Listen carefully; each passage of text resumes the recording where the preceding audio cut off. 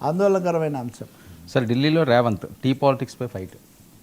Tea politics అంటే రెండు రకాలు చెప్పొచ్చు. ఒకటేమో తెలంగాణ పాలిటిక్స్, రెండోది ఆయన ఢిల్లీలో రామ్మోహన్ నాయుడు కుమారుడి బారసాల అని దానికి హాజరయ్యారు. నామకరణానికి వెళ్ళారు.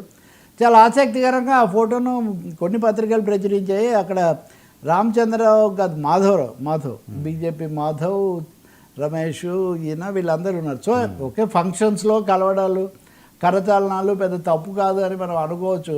అందులో ఏమీ లేదు. రెండో మాట కూడా దాన్ని ఖండించడానికి కూడా రేవంత్ రెడ్డి క్యాంపెయిన్ పెద్దగా ఏమీ హడావుడి ఏం పడట్లేదు.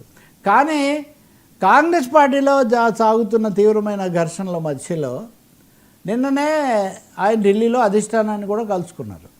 నిన్ననే మహేష్ గౌడ్ కూడా మీడియాతో మాట్లాడారు.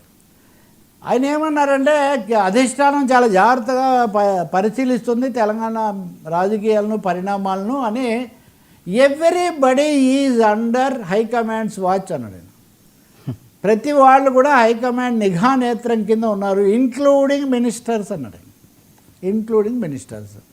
ఇటువైపున బీఆర్ఎస్ వాళ్ళేమో అధిష్టానానికి రేవంత్ వ్యవహారం నచ్చట్లేదు, అందుకనే వాళ్ళు ఆయన కొంచెం అనుమానిస్తున్నారని వాళ్ళు చెప్తున్నారు. ఇంకా ఈ మధ్యలో రేవంత్కు బాగా మొదట ప్రోత్సహించి ఆయన ముఖ్యమంత్రి అయిన తర్వాత మొదటి ఇంటర్వ్యూ తీసుకున్న మీడియానేమో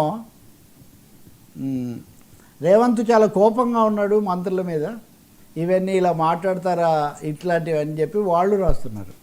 సో రెండు విషయాలు, తెలంగాణ రాజకీయాల్లో బీఆర్ఎస్, కవిత లేదా జూబ్లీ హిల్స్ ఏమవుతాయి అనేది ఒకటైతే, కాంగ్రెస్ పార్టీలో అంతర్గతంగా అధిష్టానం నిఘా వేయడము, రేవంత్ వెళ్ళి కలుసుకోవడం, ఇలాంటి సమయంలో ఈ టీ ఫోటో వస్తుంది ఇక్కడ.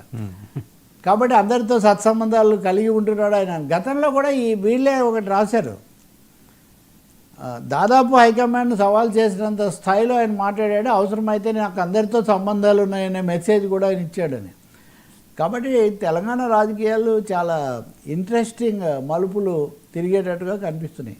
కవిత కూడా ఈ అంశాల మీద కొంచెం గతం కంటే ముందుకు వచ్చి నన్ను కావాలని ఓడించారని, అంటే పార్టీలో అంతర్గతంగా 2-3 శిబిరాలు. బీజేపీ ఉందనుకోండి, కిషన్ రెడ్డి కాన్స్టిట్యున్సీ ఆయన పార్లమెంటు మాకేం సంబంధం అని ఎవరు రావట్లేదు, జూబ్లీ హిల్స్లో బీజేపీ వాళ్ళు వదిలేస్తున్నారని, కాదు బీఆర్ఎస్ను గెలిపించడానికి రావట్లేదని ఒక థీరీ.